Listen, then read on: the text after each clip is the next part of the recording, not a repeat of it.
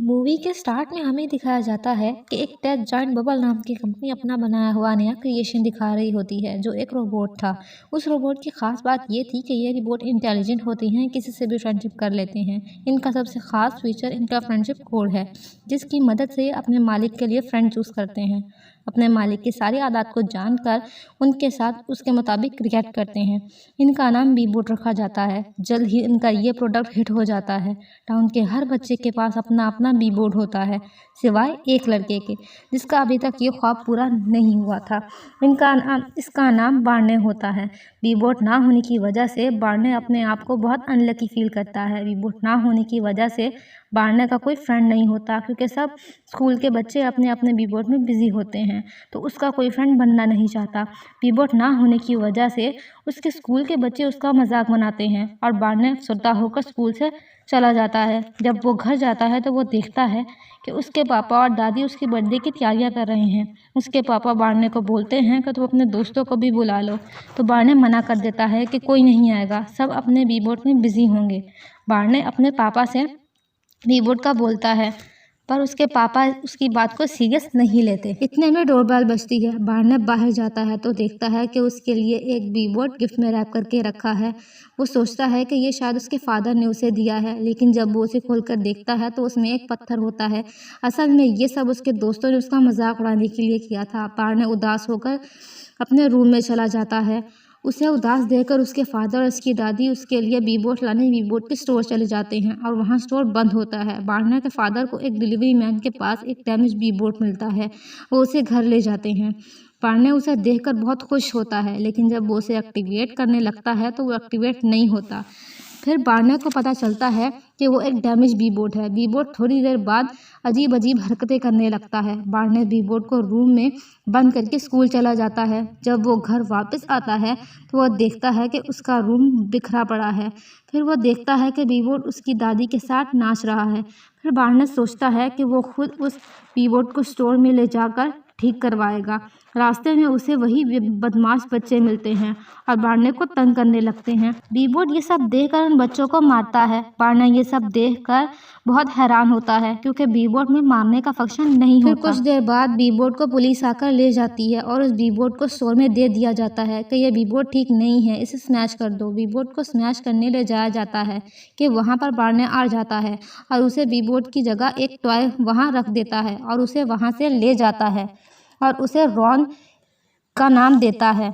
बार्ने के फादर और दादी को ये नहीं जानते थे कि बार्ने के पास अभी भी वो रोबोट है। बार्ने सबसे छुपाकर उस रोबोट की ट्रेनिंग करने लगता है कि कैसे दोस्त बनाते हैं, कैसे बात करते हैं। एक दिन मजाक मजाक में रॉन पहाड़ से नीचे गिर जाता है और वो दोनों सवीना के घर चले जाते हैं और सवीना रॉन को बोलती है कि तुम्हें बार्ने के लिए न्यू फ्रेंड ढूंढने चाहिए, क्योंकि यही बीबोट का काम होता है। बार्ने वहाँ से जाते हुए सवीना से बोलता है कि रॉन के बारे में किसी को कुछ मत कहना। हम देखते हैं कि बार्ने रॉन के घर में छुपाकर स्कूल चला जाता है, पर रॉन घर से बाहर निकल जाता है और उसने सवीना की कही हुई बात को अपनी मेमोरी में स्टोर कर लिया था। वो बाहर बार्ने के लिए फ्रेंड ढूंढने निकल जाता है और कुछ लोगों को रॉन बार्ने के स्कूल में ले आता है। फिर बार्ने को इस बारे में पूछताछ के लिए प्रिंसिपल के रूम में बुलाया जाता है। इसी दौरान रीच नाम का एक लड़का रॉन के सारे फंक्शन को अनलॉक कर देता है, जिससे बाकी सारे बीबोर्ड भी रॉन के कंट्रोल में आ जाते हैं और सबके सेफ्टी फीचर्स एक्टिवेट हो जाते हैं और वो सब बीबोट मिलकर एक बड़ा सा मंकी बनाते हैं और मंकी बनाने के बाद वो एक बड़ा सा ज़ॉम्बी बनाते हैं जो सवीना को निगल जाता है और सवीना को निगलने वाली वीडियो वायरल हो जाती है।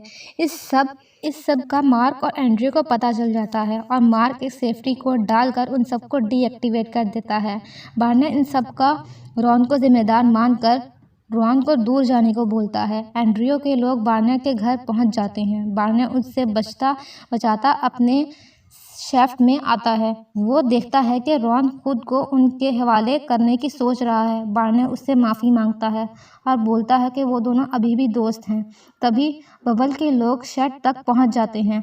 बार्ने और रॉन उनसे बचते हुए बाहर निकल जाते हैं। रास्ते में उनको सवीना मिलती है, जो अपनी वीडियो वायरल होने से बहुत परेशान होती है और बार्ने उसको चुप रहने का बोलकर जंगल की तरफ निकल जाता है। वो दोनों जंगल में बने शेफ के नीचे रात गुजारते हैं और बार्नेट रॉन को बताता है कि मॉम के जाने के बाद से मैं बहुत अकेला फील करता हूँ। रॉन उसको यकीन दिलाता है कि वो उसका कभी साथ छोड़कर नहीं जाएगा। वहाँ बार्नेट के डैड और दादी सवीना के घर जाते हैं और उससे बार्नेट के बारे में पूछते हैं, लेकिन सवीना उनको कुछ नहीं बताती। बार्नेट के डैड को लगता है कि शायद वो बार्नेट को सही से समझ नहीं पाए। स्कूल में सवीना रिच को बताती है कि बार्नेट उनकी वजह से इस प्रॉब्लम में फंसा है, हमें उसकी मदद करनी चाहिए। एंड्रियो उनकी बातें सुन लेता है और टाउन के सारे बीबोर्ड को जंगल में बार्नेट और रॉन को पकड़ने भेज देता है। मार्क को भी उनकी लोकेशन मिल जाती है और वो बोलता है कि उसको एंड्रियो से पहले उन तक पहुंचना होगा। इधर जंगल में रॉन की बैटरी खत्म हो जाती है और बार्नेट को कुछ समझ नहीं आता कि अब उसे क्या करना चाहिए।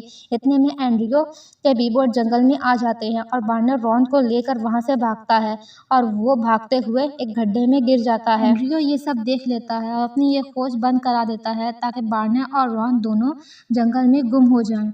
वहाँ बार्नेट को अस्थमा होने की वजह से उसकी तबीयत खराब हो जाती है और रॉन ये सब देखकर अपनी बची हुई बाकी बैटरी का इस्तेमाल करता है और बार्नेट को उठाकर जंगल के बाहर ले जाता है।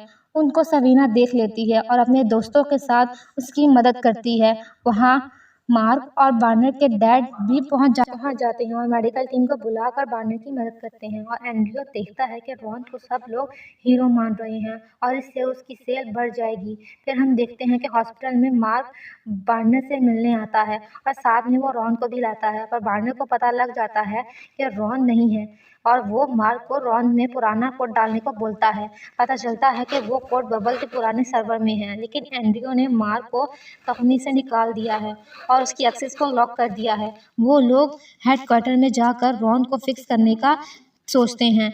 यहाँ एंड्रियो पब्लिक के साथ एक मीटिंग रखता है ताकि उन्हें समझा सके कि बी बोर्ड बिल्कुल सेफ है। के प्लान के अकॉर्डिंग दादी और डैड मिलकर उन्हें अंदर ले आते हैं और मार्क अपने एक रोबोट की मदद से रॉन और बार्नेट को सर्वर रूम में पहुंचा देता है। एंड्रियो को भी इस सब का पता चल जाता है और वो सिक्योरिटी से उन्हें तुरंत पकड़ने को बोलता है। बार्नेट यहाँ रॉन का कोड ढूंढ लेता है और उसकी मदद से रॉन फिर से पहले जैसा हो जाता है। मार्क देखता है कि रॉन उसके कोड पर नहीं बल्कि बार्नेट की दी हुई इंस्ट्रक्शंस पर काम करता है। मार्क को बहुत हैरानी होती है। इधर रॉन और बार्नेट देखते हैं कि बच्चे बीबोर्ड होने के बावजूद खुश नहीं हैं और एंड्रियो बीबोर्ड के थ्रू उनकी जासूसी कर रहा है। वो मार्क की मदद से रॉन के कोड को बाकी बीबोर्ड में डालने की कोशिश करते हैं, लेकिन मार्क देखता है कि इससे रॉन हमेशा के लिए डीएक्टिवेट हो जाएगा।